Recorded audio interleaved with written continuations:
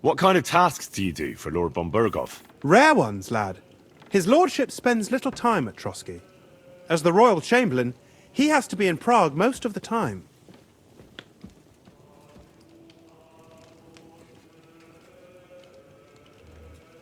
What does the royal chamberlain do? I understand, lad. You're asking about his authority, eh? Yeah, exactly.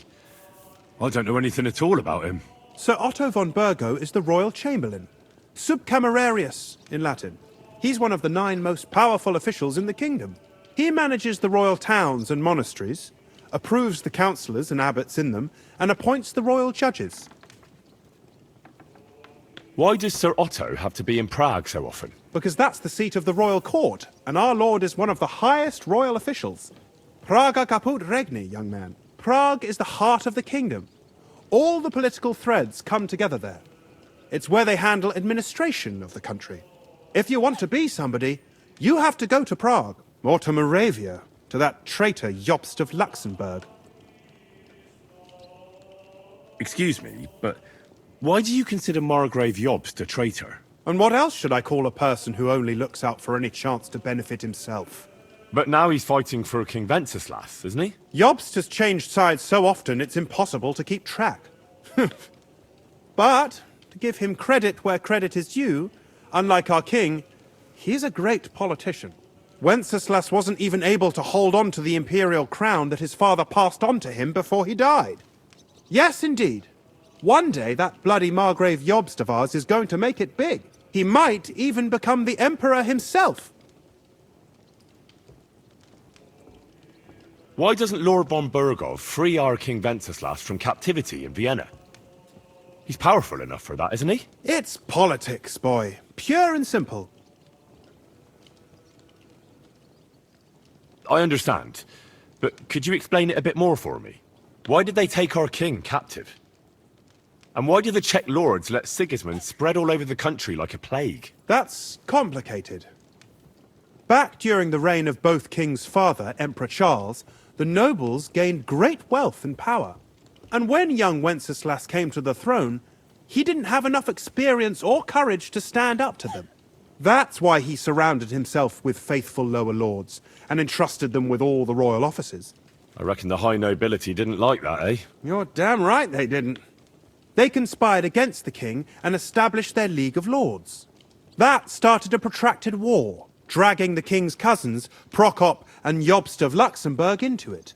But King Wenceslas was stubborn, unyielding, and, unfortunately, also often drunk. He preferred to run away from politics to wine, women, and the hunt. It was only a matter of time before the lords conspired with his brother, the Hungarian King Sigismund. A year ago, they got together and captured Wenceslas in Prague, and Sigismund had the royal castles occupied by his allies. They secretly took the king to Vienna, where his brother is still holding him firmly under lock and key. So von Berghoff and the others want Sigismund to be king? Not at all. Soon they discovered they'd miscalculated, and that Sigismund wanted the whole country for himself. And now, they can't agree on what to do about it. I think that's why Lord von Berghoff received your message. He's trying to find new allies among the lower nobility.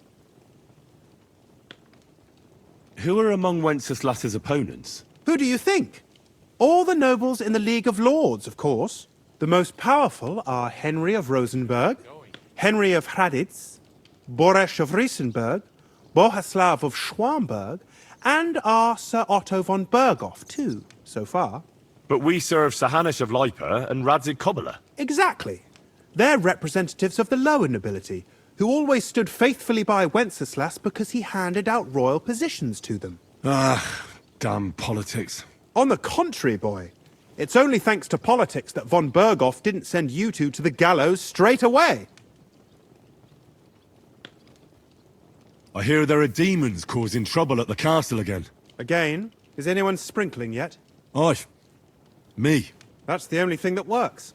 What do you think of all this? Occasionally, I hear the servants telling stories that sound like they're taken straight out of a Cistercian penitential. Even Gregory the Great, Gregory of Tours, Caesarius of Heisterbach, or Jacobus de Vorgine all share a similar view of unholy forces.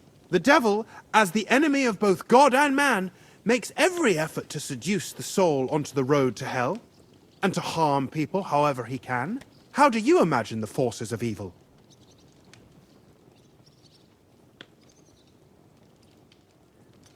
Like a hairy terror with hooves, horns, and big nasty teeth. Like something out of the Codex Gigas. Anything else? I heard some interesting books from Prague have arrived at the castle. There's one I'd like to borrow. An alchemist's cookbook. A sand-coloured cover, embossed. Yes, several rare and astonishing books have arrived from Prague. But why are you interested in an alchemist's cookbook, of all things?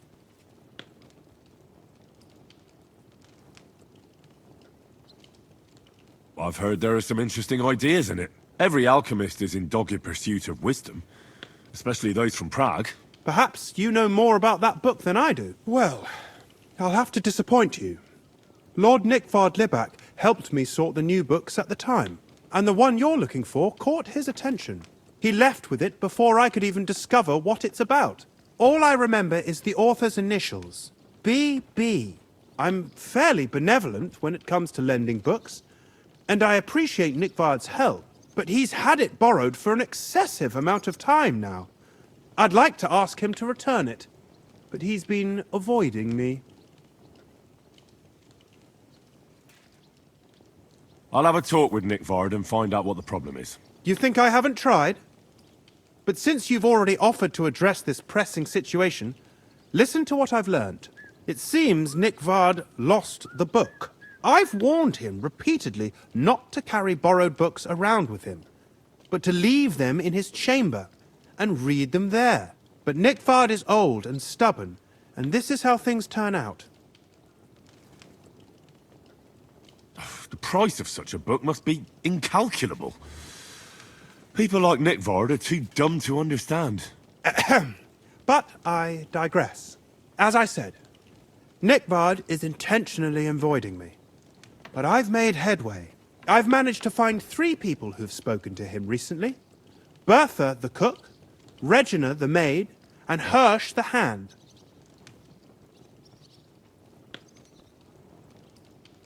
I reckon those aren't the only 3 people that know him. I'm surprised that he's ever spoken to anyone but myself. Nikvard is a loner. Which is also why I suspect something bad has happened. Now that he's decided to leave his shell, that is. But I'm afraid that's all I've managed to find out. Since Lord von Berkov's arrival, I've been preoccupied with other matters.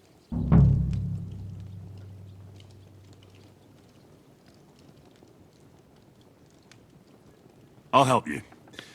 I'll ask all 3 and see if they lead me to Nikvard. Many thanks. If you aren't sure what to do, stop by and we'll discuss what you found out. Before I go, can you tell me where I can find those people in the castle? Who, exactly? You said Nikvard is avoiding you. Where at the castle does he live? Are there any places he frequents? Nikvard lives like a hermit here at Trotsky. Like a ghost. His chambers are in the Crone's Tower. But God knows if he's ever slept there. He took his meals down in the Crone's kitchen. Lately, I've often seen him talking to Regina in the Knight's Hall, in the Maiden, or looking out the hall window. I caught sight of him a few times with Hirsch at the transport yard below the castle. So I just have to hope I run into him somewhere. Nikvard always just shows up. I've rarely ever found him on my own. I'm not surprised you can't find him anywhere, since I've been trying myself. Where is Bertha? Bertha cooks for us in the Crone's kitchen. She's there most days. If you can't find her there, try the first house in the lower castle, across from the door to the dungeon. Where is Regina? As Lord von Berkoff's personal maid, she'll likely be somewhere in the Maiden's Palace. Perhaps in the Knight's Hall, or on the floor above it, near the Lord's chambers. She even sleeps there. Where is Hirsch, the stable boy? I've seen him with Hirsch at the transport yard below the castle. He sleeps in the house directly across from it. I don't know him much, though. That's everything I needed to know.